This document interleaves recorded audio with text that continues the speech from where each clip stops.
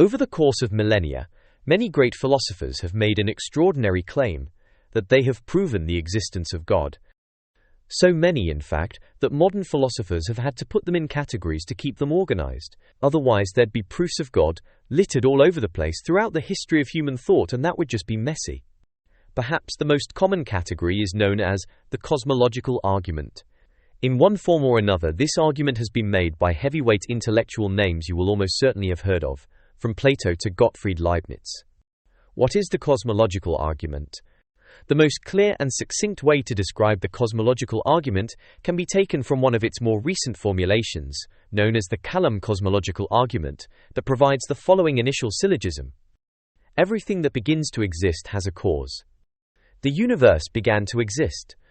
Therefore, the universe has a cause. As you can probably already see, it does not claim to prove the existence of any particular God, or attribute any extensive characteristics to God, although there are some characteristics, as you will see below. Instead, it merely states that something which looks a lot like God definitely must exist. The prima causa, or first cause, the foundations of the cosmological argument rest on the idea that the universe must have an original cause or reason to come into being. This idea can be traced back to Plato, who noted that all motion in the universe is imparted motion. It is caused by something else. Leibniz presents the same basic idea, but rather than homing in on motion specifically, he states it more generally, claiming that everything in the universe has a cause or reason for being. There can be found no fact that is true or existent, or any true proposition, without there being a sufficient reason for its being so and not otherwise. All things have a reason why they are as they are, and a cause that imparts their motion to them. In order to avoid an infinite regress of causes and effects, going back forever with no end, we must therefore accept an original cause or reason. This does imply that the universe began to exist at some point, and hasn't always existed, but modern theories about the Big Bang suggest that it did indeed have a beginning.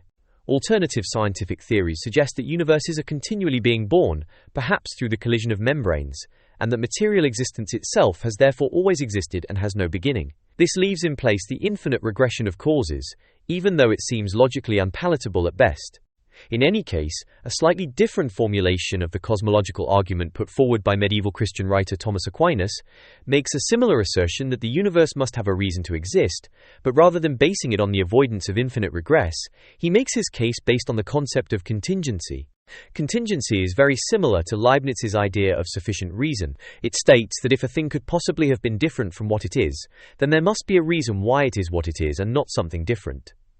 Since the universe could conceivably have never existed, he reasons that this means there must have been a cause for it to exist.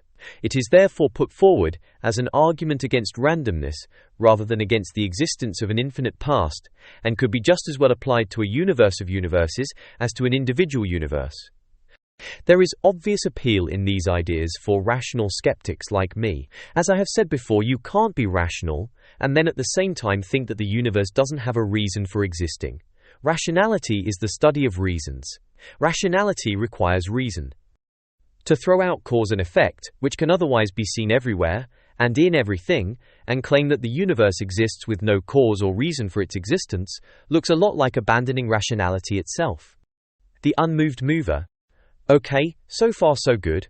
I'm guessing most of you are still on board at this point. Of course, not everyone will agree that there must be a first cause that set the universe in motion. But most people probably do. It's a simple, logical argument that is consistent with our common-sense view of the world, and which is hard to disagree with. But here is where it's going to get a little more controversial as we ask, can we say anything about the nature of this first cause? If our goal is to prevent the infinite regress of cause and effect, then we must accept that this first cause did not itself have a cause. If not, then it is not the first cause at all, and we are left begging the question of what caused this so-called first cause.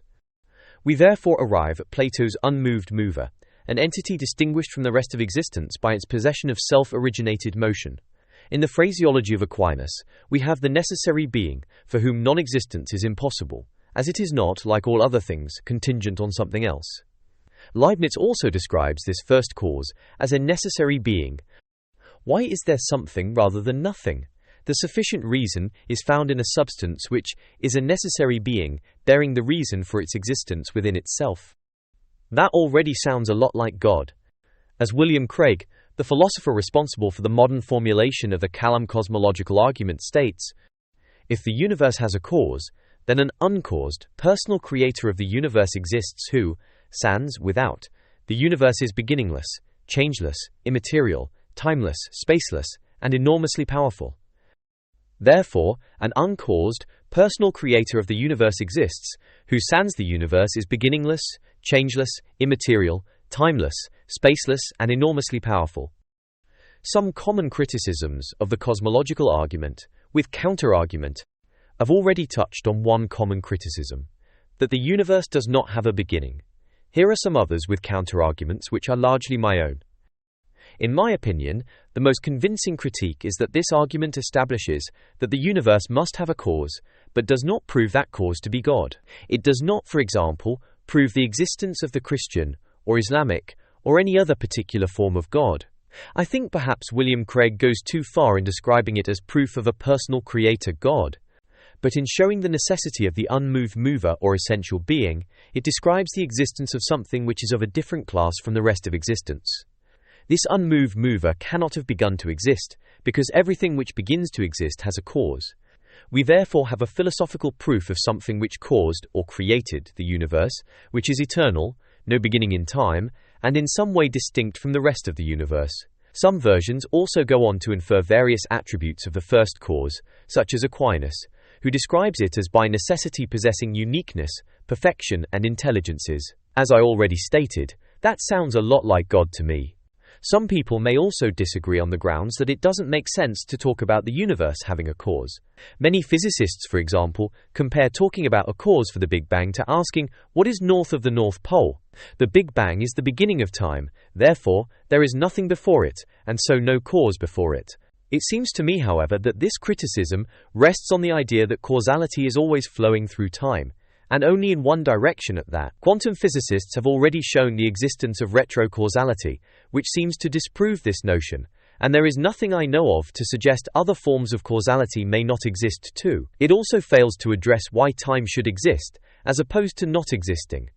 Others may disagree with it on the grounds that the universe does not require a cause. David Hume, for example, disagrees with the idea that causation exists a priori, and states that it is a posteriori, and so subject to the problem of induction. Hume argues that it is therefore possible that something can come from nothing. This is quite a fine-grained philosophical point and goes against a great deal of human experience, which suggests that things do have causes, but may have some support from quantum physics, where events can only be described by probabilities with no finite cause why an individual event happens one way and not another. Personally, I subscribe to the notion that there must be some causal factor to make things fit these probabilities, and potentially some hidden variable determining individual events, but it is a valuable critique nonetheless. Interestingly, it seems to have some support from the mystical Kabbalah, of all places. In this esoteric doctrine, the original creation from nothing is described through the three veils of negative existence. Ayin, no thing. Ayin Sof, no limit. Ayin Sof Hour, the limitless or eternal light. To me, this looks a lot like the idea that if nothing existed, there would be nothing to stop everything from existing. Therefore, everything exists. The universe is thereby presented as the necessary being itself, which must exist because if it didn't, then it would. But outside of esoteric Judaism, which describes a subsequent process of occlusion, whereby the eternity and infinitude of this original existence becomes partially hidden to create the temporal world of its own being, it doesn't seem to have an answer to why the something which comes into existence should be one way and not another, which still seems to require a reason. To put it another way, it doesn't so much describe the possibility of something coming from nothing, but, like Kabbalah, and its story about the birth of God from the void, explains only how everything can come from nothing.